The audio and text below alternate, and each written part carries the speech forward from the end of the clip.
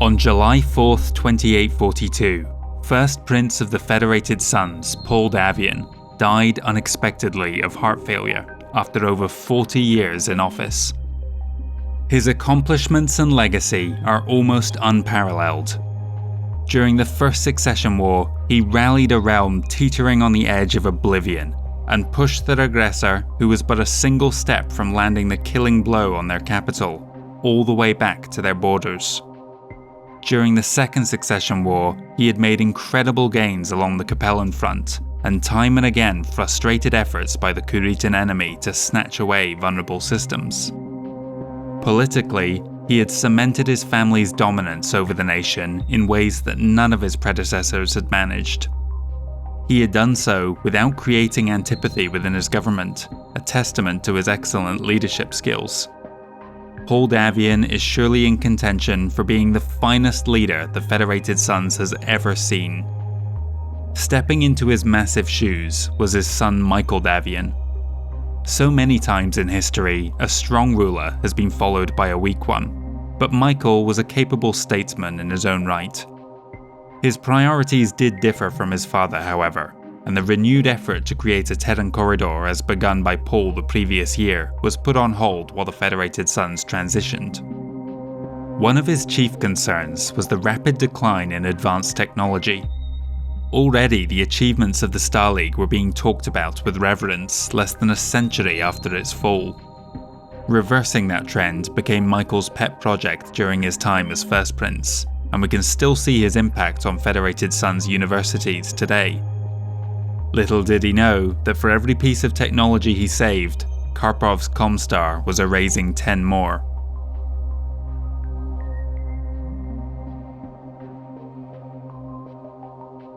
At New Caledonia, the battle between Steiner and Kurita was into its second year. The Star League fortress Redcastle was holding strong, but the loss of their mountain airbase in October planted the seed of doubt within Colonel Tiber Hinders. The sudden defeat was so absolute, he suspected betrayal from within.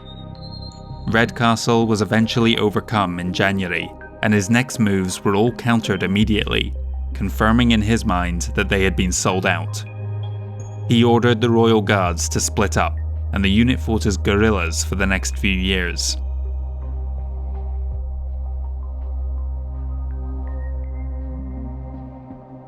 In the Freeworlds League, House Marik was beginning the long road to recovery. Their victory at Irian had been a decisive turning point, not just for the nation, but for the planet itself. Irian Battlemechs Unlimited may have lost more than 75% of their production lines, but the rest of the world had been thoroughly despoiled. The corporate overlords were at the center of rebuilding efforts, and the system would become an independent province under their governance later in the Second Succession War.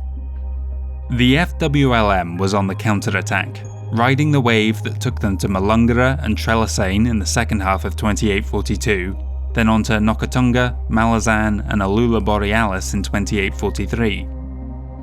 In the Terran corner, they also made headway against the Lyrans on Acubens and Connaught, though their remaining 3 targets turned into protracted slogs.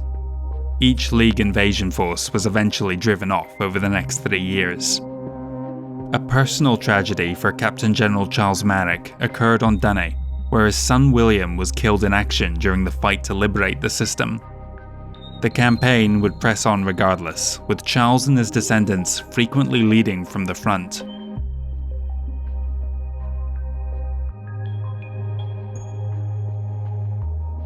Leading from the front was not something that was in Michael Davion's wheelhouse. In fact, his interest in military matters was largely absent. This could have created problems, as the head of state was also the head of the armed forces. To overcome this shortcoming, he appointed his experienced uncle, Peter Davion, to the new position of Prime Marshal, bestowing on him all the authority traditionally wielded by the First Prince. A strong family bond existed between the two, so there was no fear of betrayal. Peter had essentially taken on the role his own uncle, Thomas Halder Davion, had held during Paul's administration. Michael instead focused his energies on making peace proposals to his neighbours. He understood full well that neither state would be willing to end the war at present, and neither would his own people, but local pieces allowed for some recovery and reconstruction on worlds that were on the brink of collapse. His decision to forego further aggression on the Combine border did not please everyone, and he narrowly avoided assassination by sniper in only his second year.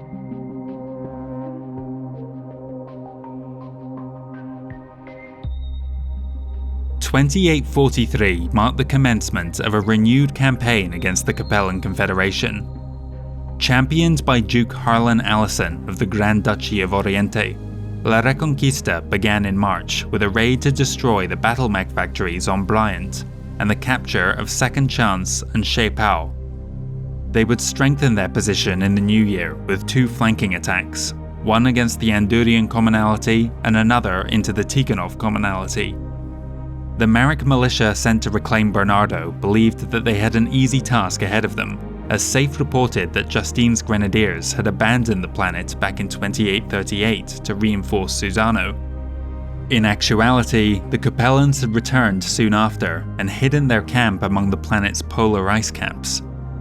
A whole company of light mechs were captured in a surprise attack before the Liao troops lifted off-world with their bounty. They would return to cause more mayhem, but only as a layover on their journey deep into the Free Worlds League. An R&R base on Wisconsin was their primary target, where they wiped out virtually the entire 8th Marik militia before they themselves were destroyed.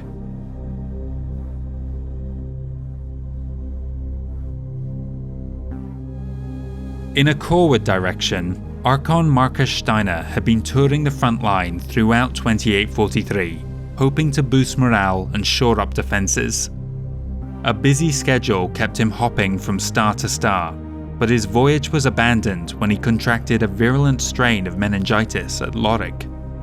He was rushed back to the capital to undergo treatment, but while still en route, lapsed into a coma on November 24th.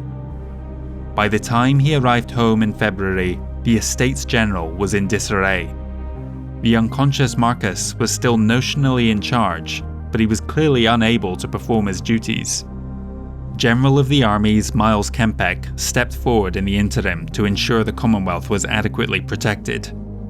The Tamar Pact was looking particularly vulnerable with so much focus along the Marik border. The previous year, the LCAF had hired the Tamar pikemen to defend the capital, while a few jumps away, the Antares Scorpions would form in 2844 to further secure the region. The government, meanwhile, was trying to decide who to pronounce Archon Designate. Two names rose to the forefront.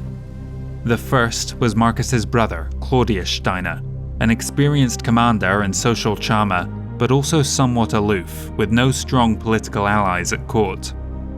His rival was Marcus's wife, Melissa Nin. While she had many friends among the nobility, she also lacked political acumen. Crucially though, there was a power block within the Estates General, led by Speaker of the Assembly Harlan Dinesen, that felt they could more easily influence her and thus exert greater control over the Commonwealth. This stalemate at the Triad allowed for the Free Worlds League to recover another 3 systems, including the hotly contested world of Bella, over which half a dozen battles had been fought since the fall of the Star League. The debate raged throughout 2844, but in December, Melissa Nin narrowly came out ahead to become the first non-Steiner Archon in over 4 centuries. Her position was confirmed on March 13, 2845, when Marcus Steiner passed away after 16 months in a coma. Unfortunately, she proved as weak-willed as some had feared and others had hoped for. Dinesen and his supporters reveled in their newfound power while neglecting the defense of the realm. Their disinterest in running the war for the Commonwealth eventually forced Claudius's hand. He arrived on August 20th with the intention of deposing his sister-in-law. A brief mech battle between 2 regiments of the Lyran Guards, Steiner's 2nd and Nin's 3rd, saw Claudius the victor. Most of the Estates General now looked forward to a return to normality. They were quickly disabused of that notion by Steiner's harsh justice, executing Melissa Nin and Harlan Dinesen for treason the next day. But it was the new Archon's second act that left them truly astonished. Claudius disbanded the Estates General indefinitely.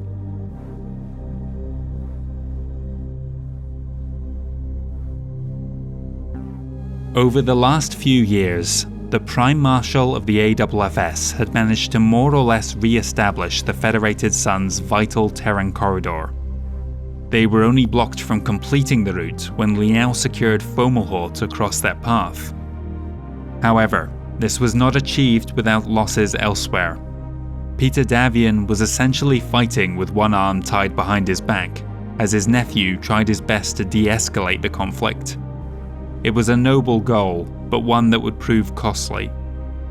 Unable to launch cross-border raids to unsettle the DCMS, Kurita exploited their inaction by driving their forces onwards into the Draconis March. For the second time in his short reign, First Prince Michael Davion was the target of an assassination attempt in 2845.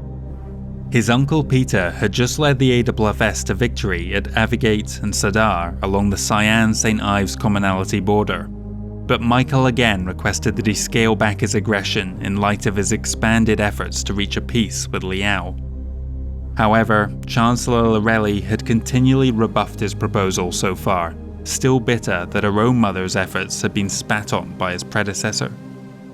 The Peace Prince, as Michael had become known, was not acting altogether altruistically. In fact, it's clear that Davion felt very self-important, perhaps even delusionally so. His terms repeatedly called for Kurita and Liao to recognize him as the First Lord of a reformed Star League. Such an incredibly out-of-touch demand would have been rejected out of hand, likely sabotaging any chances of a lasting peace from being established.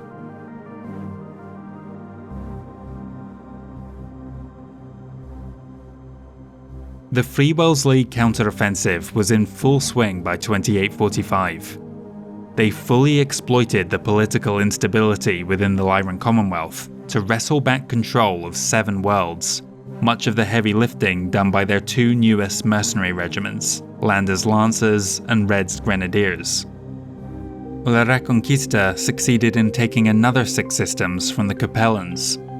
While the Confederation was definitely on the back foot, they made the Freewells League pay a high price for every planet.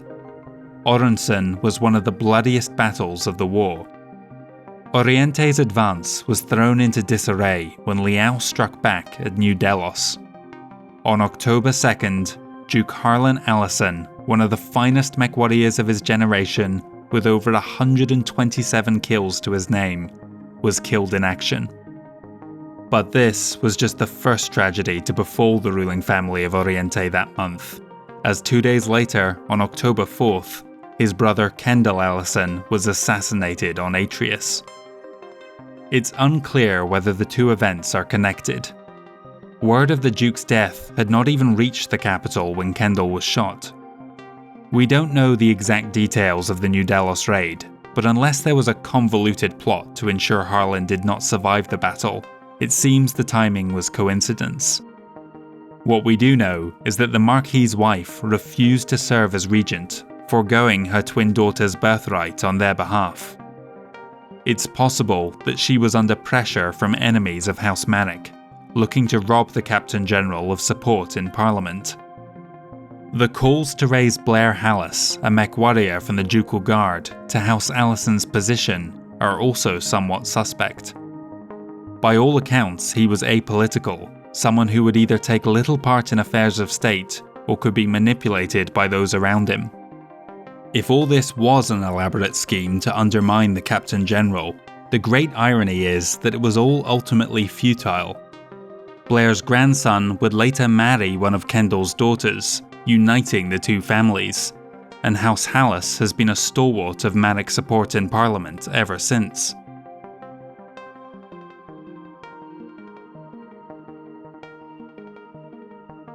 Early in 2846, Prime Marshal Peter Davion's limited campaign against the Capellans succeeded in taking Cotochallo, but aside from a deep raid onto Carver 5 to strike at Blandford's Grenadiers, this was as far as Michael allowed the AWFS to advance. A second failed bomb hit in successive years perhaps finally snapped the First Prince out of his fantasy and made him take notice that the armed forces of the Federated Suns were on the verge of mutiny. It might already have been too late to stop it.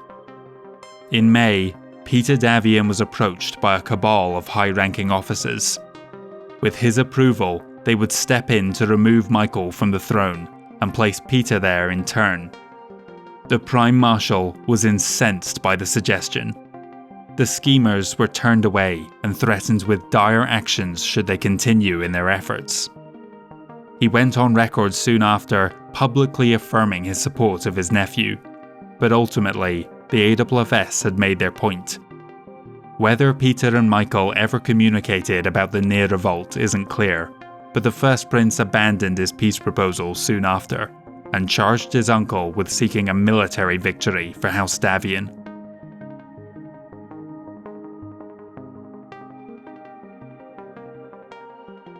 After taking power within the Lyran Commonwealth, Claudius Steiner's psychopathic tendencies came to the forefront.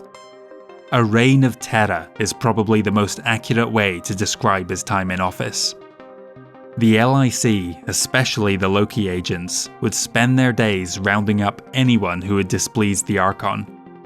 Those poor unfortunate individuals had an equal chance of being thrown in a cell to rot, forced to participate in horrific blood sports, or invited to a lavish dinner where Claudius would raise a toast to their good health. Miles Kempek, meanwhile, had the Lyran Commonwealth Armed Forces on lockdown.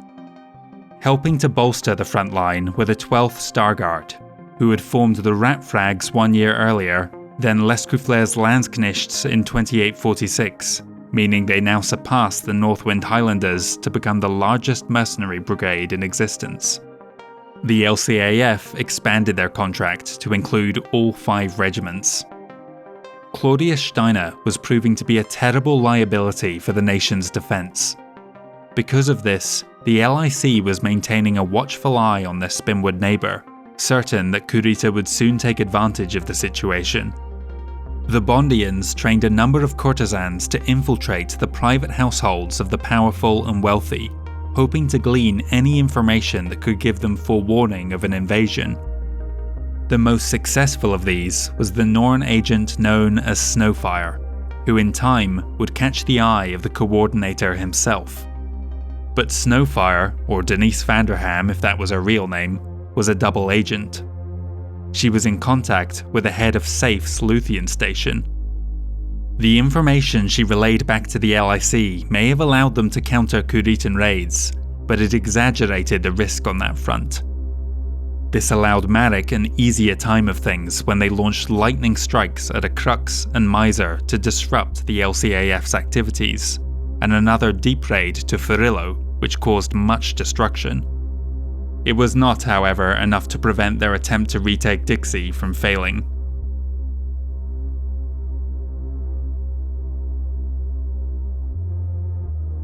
Liao might have hoped that the end of the noble House Allison would bring a halt to advances on that front, but Hallis proved just as capable of continuing the offensive. The Seacaf doggedly held on to Wazan, but Harzafelt and Singhai would fall in 2846. Deep raids into the Confederation, striking at Second Try and even Harlock beyond Cyan, gave the Strategios little choice but to order their forces to shelter in place, knowing another attack could come at any location. The FWLM took advantage of this by launching another assault on Assumption in November. It was a short campaign, only lasting a month, but a very costly one. 40% of the troops dispatched to take the world would not return. The next year, House Humphreys was seeking retribution for the attacks on their ancestral home a decade prior. They launched their own raid against the Andurian Commonality's capital, and also recaptured Mozero. In 2847, Charles Marik would make his first return to Atreus since he departed for Irian half a decade earlier. He had left in disgrace, but returned to find a newfound support at home. The Captain General was well on his way to recovering the territory lost during the ComStar War, a remarkable turnaround. He would cement his popularity in Parliament the following year by lifting the ban on so-called restricted items, usually just luxuries the ruling class craved.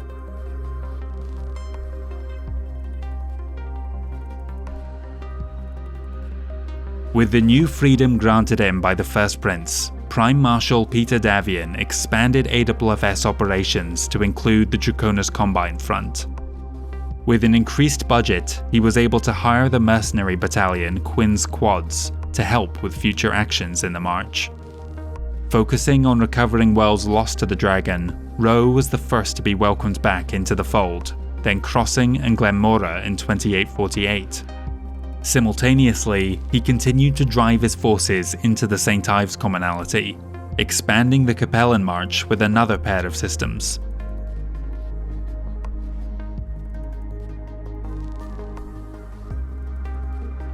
For the past 7 years, Colonel Tiber Hinders had been resisting the occupation of New Caledonia. His troops had scattered into the hills to fight as guerrillas, making life hell for the garrison. The Sword of Light had long since departed, but the Coordinator's son, Hugai Kurita, still remained on world. Tiber and his brother Michael Hinders had called on the population to fight, and they did so in great numbers. Roughly 40,000 New Caledonians would be casualties of the vicious campaign, but by 2848, both sides knew that the resistance was doomed, and in July, the last of the Royal Guard were taken prisoner. There was no civility between the two commanders when Hugai met Tiber, but the Kuritan did at least offer satisfaction in a matter that had long weighed on Colonel Hinders' mind. Earlier in the campaign, the Royal Guards had been betrayed from within. Hugai offered a chance to face this turncoat in battle, which Tiber accepted. The two were loaded into a pair of mechs and faced off outside the capital city. Both proved exceptionally skilled, as to be expected from members of the elite Royal Guards, but ultimately Tiber won out. Approaching the ruined Thunderbolt, he found his brother Michael's body within. Hugai executed the broken colonel moments later, along with the rest of his staff. It remains open to debate whether Michael was the spy, or if there even was one. Certainly it could be argued that the resistance should have fallen apart much sooner had there actually been treachery. A run of bad luck could easily have accounted for their misfortune back in 2843. Hugai proved how villainously manipulative he could be with his next act, so it's quite possible Michael Hinders was made the same deal as his brother, a chance to get even. Their battle to the death was for more than just Hugai's amusement. A recording of the duel was dispatched to Archon Claudius Steiner, a great lover of senseless violence himself. This cruel joke would be Kurita's undoing, as the mad successor lord swore bloody vengeance. He ordered the LIC to carry out Operation Praying Mantis, the assassination of the Kuritan family.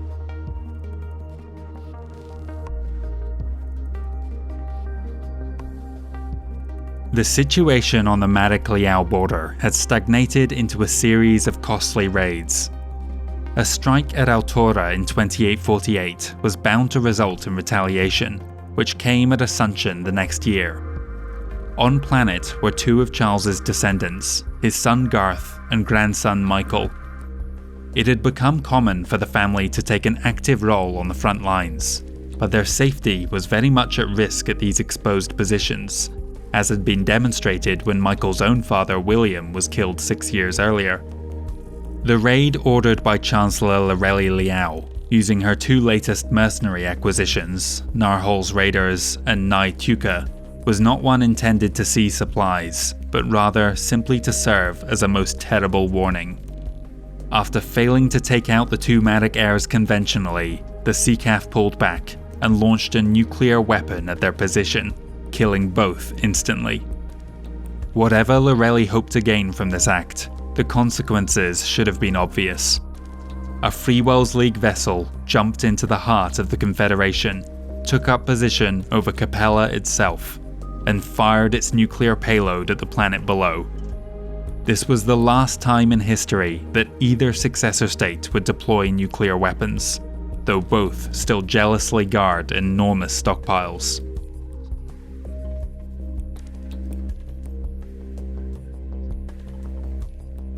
In February 2849, Coordinator Yuguchi Kurita arrived on Tishomingo to personally lead the defense of this important planet.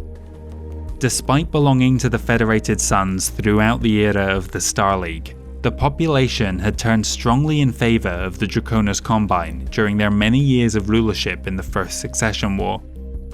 Escorting him to the planet were his Sword of Light and 3 conventional regiments, adding their strength to the 6 militia regiments already on world. When Peter Davion arrived in March, he did so with an overwhelming force. 4 battle mech and 16 conventional units gave them a 2-to-1 advantage, 4-to-1 in mech disparity. Though they put up a fanatical resistance for a time, the Sword of Light was completely eradicated in April. The subjugation of Tishomingo was complete 2 months later. But here the Davion intelligence agencies failed them, as the presence of the Coordinator on world remained unknown. Yuguchi faded into the countryside, hoping to raise an army that could overthrow the garrison once the Prime Marshal's main strength moved on.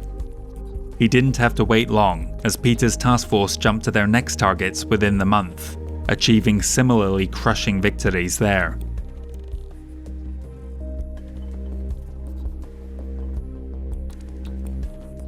On May 8, 2849, the people of the Lyran Commonwealth collectively breathed a deep sigh of relief when Archon Claudius Steiner suffered a coronary episode and died before medical aid could arrive.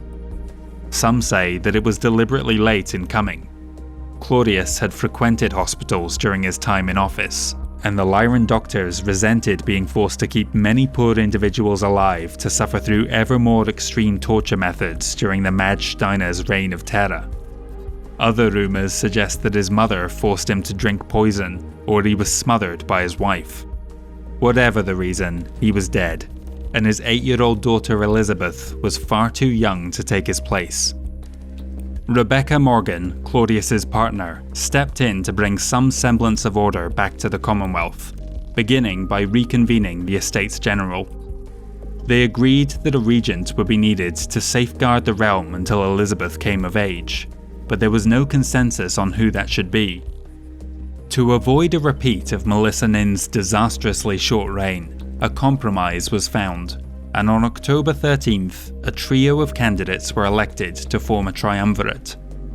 This council consisted of Speaker of the Assembly Henry de Calidore and the Duchesses Eliza Atten and Rebecca Morgan herself.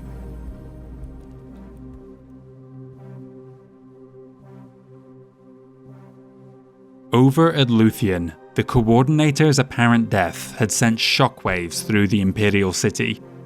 Upon his return to the Combine, the DCMS commander had reported that Yuguchi had been killed in action on Tishomingo.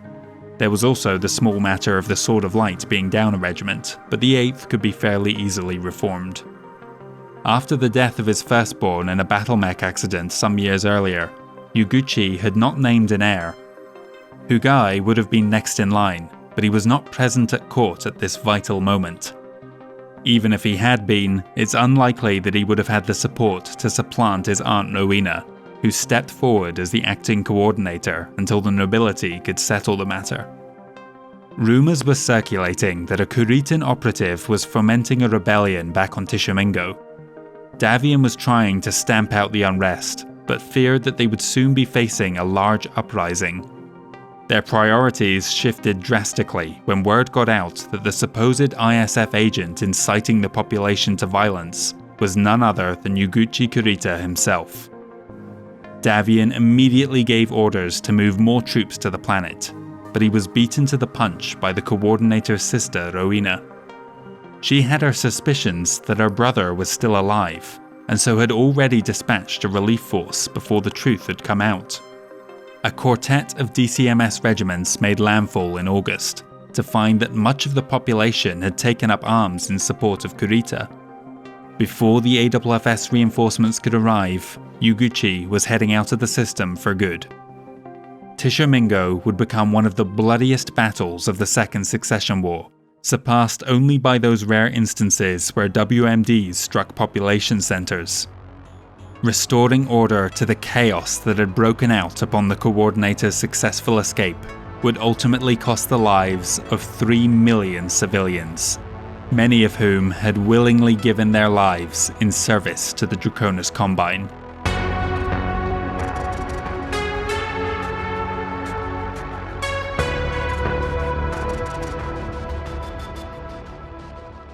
And that concludes the 9th chapter in our history of the Second Succession War. This is the longest video in the series. I think the remaining 4 chapters are going to be quite a bit shorter, probably all going to average around about 20 minutes or maybe a little bit under that. So we're getting close to the end now. We also passed the 3-hour mark. If we didn't at the end of the last video, we did very early on in this one. It looks like this series is going to come in somewhere between 4 and 4.5 hours in total. So a little bit shorter than the last 2, but still quite substantial. I'm also turning my attention towards future projects, how I'm going to cover the Third Succession War now. It's looking like at this stage I'm going to do one long video, maybe about an hour in length, to cover the first 150 years, and that'll take us up to Anton's Revolt in 3014. That conflict is definitely deserving of its own video, but I think there's really just not enough substance to be worth doing a series of small videos on the early part of that war. It's basically just a slow, gradual attrition. Not very much is achieved by anyone. I said at the end of the last episode that this one was going to be quite a bit more political, and we definitely saw that. A lot of changes of leadership, twice in the Lyran Commonwealth and again in the Federated Sons, and that's going to continue forwards into the next episode, because Uguchi Kurita may have survived the battle on Tishomingo, but it is going to be out of the frying pan and into the fire for him, because the joyous atmosphere on Luthien upon his return does not last for very long. I won't spoil it now, but there are a lot of pieces moving on the Draconis Combine capital. Different players have all got their agents in place. How those different elements work together is open to debate. I suspect that some of the later sourcebooks were written without full knowledge of what had come before it, so that's created a situation where it's almost impossible to unravel the mystery, and what some books give as a definitive answer as to how things played out are completely ignored by some of the things that come afterwards. The only way I could do it justice was just to include every bit of information I can find and leave it open for you guys to decide what exactly went on there in 2850. But that's not the only thing of note to happen in the next episode, because there's one very major key battle to take place in the Lyran Commonwealth. Once again, the Draconis Combine returns to Hesperus, and what we're going to have happen there is the last battle of warships in the Inner Sphere. So if you want to see the next 4 years of the Second Succession War history, please join me next time. Until then, if you want to support this channel, you can help by giving this video a like or leaving a comment. I read every single one and I try to respond to as many of you as I can. If you're interested in getting early access to the videos, I upload them to my Patreon as soon as I'm done making them. I think I'm at least one video ahead of schedule over there. You can find a link to that in the description. But otherwise, all that's left for me to say is thank you very much for watching, and I'll hope to see you again soon for the next video.